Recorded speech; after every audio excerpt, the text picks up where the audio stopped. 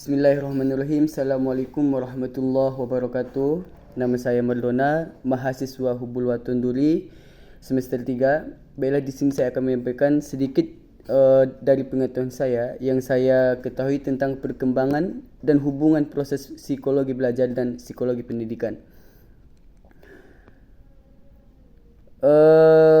Perkembangan salah satu bidang kajian psikologi yang di dalamnya melibatkan banyak pihak untuk mempelajari juga mengkajinya. Di dalam psikologi perkembangan, kita dapat memahami sebagai perkembangan individu yang dapat berfungsi fase-fase di dalam dunia pendidikan. Harapannya, materi psikologi ini mampu memberi berbagai model pelayanan kepada anak dari segi psikologisnya hingga usia si anak beranjak dewasa.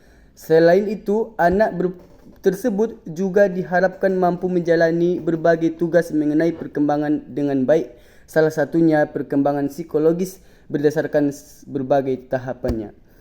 Oke, di sini kita akan bahas tentang proses psikologi pendidikan. Ditinjau dari segi ilmu bahasa, psikologi berasal dari bahasa Yunani yaitu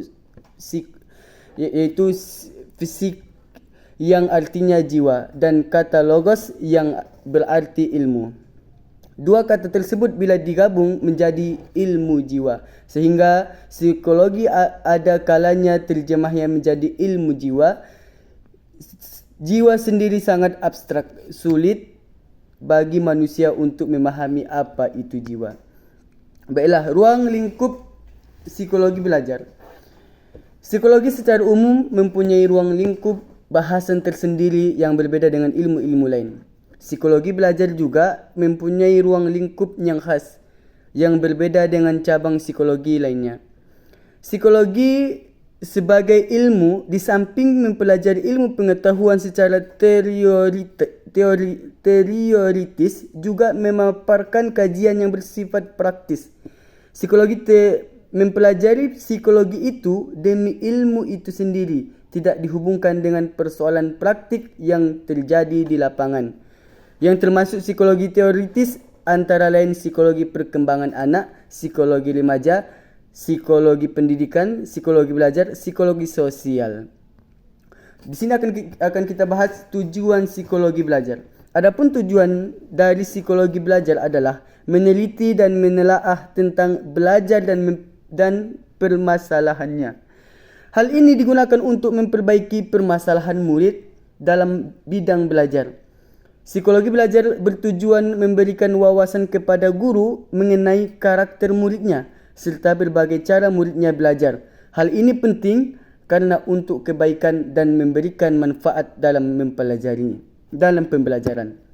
Selanjutnya, belajar juga bertujuan memberikan solusi atau perbaikan atas masalah yang dihadapi murid dalam belajar, sehingga murid tidak kesulitan dalam menerima transfer ilmu dari guru dan melakukan pembelajaran dengan menyenangkan. Manfaat mempelajari psikologi belajar. Di sini kita akan bahas tentang apa sih manfaatnya untuk mempelajari psikologi belajar. Psikologi belajar amat penting bagi setiap orang. Akan sangat terasa betapa pentingnya pengetahuan tentang psikologi belajar itu apabila seorang guru diserahi tanggung jawab sebagai pemimpin, baik pemimpin perkumpulan keagamaan, perkumpulan olahraga, kesenian, sekolah dan sebagainya. Semuanya itu akan kurang sempurna jika tidak dilengkapi dengan psikologi.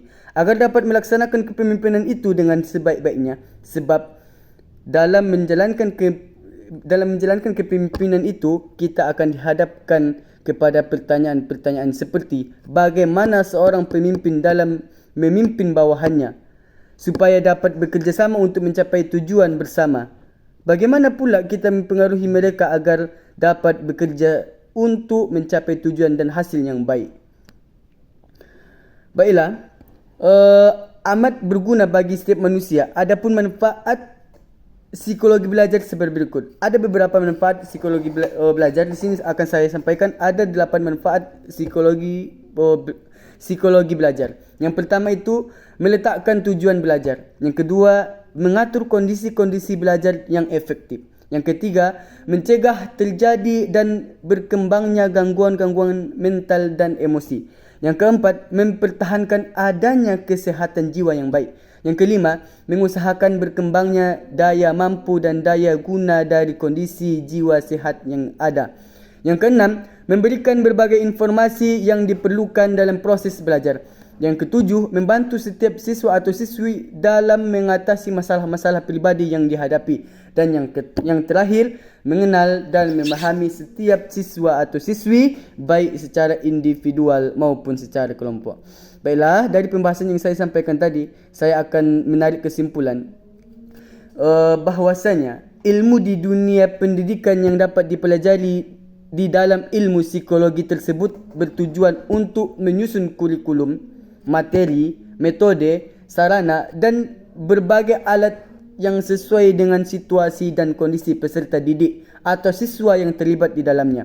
Dengan adanya pedoman psikologi perkembangan, maka orang tua juga akan bisa memantau pertumbuhan berbagai anak. Ditinjau dari segi ilmu bahasa, psikologi berasal dari bahasa Yunani. Itu yang telah kita sampaikan tadi. Kemudian psikologi pendidikan adalah cabang ilmu psikologi yang mengkhususkan diri pada cara memahami, mengajarkan, pengajaran dan pembelajaran dalam lindungan pendidikan. Dan metode yang digunakan dalam psikologi pendidikan adalah metode eksperimen, kuesioner, studi khusus. Sedangkan psikologi belajar atau sekolah tujuannya berusaha menciptakan situasi yang mendukung bagi anak didik dalam mengembangkan kemampuan akademik, sosialisasi dan emosi yang bertujuan untuk membentuk mindset anak. Baiklah kawan-kawan, mungkin sampai di sini yang dapat saya sampaikan. Mungkin ada salah yang saya sampaikan atau kurang lebihnya saya mohon maaf. Saya juga di sini masih proses belajar. Kurang lebihnya saya mohon maaf. Assalamualaikum warahmatullahi wabarakatuh.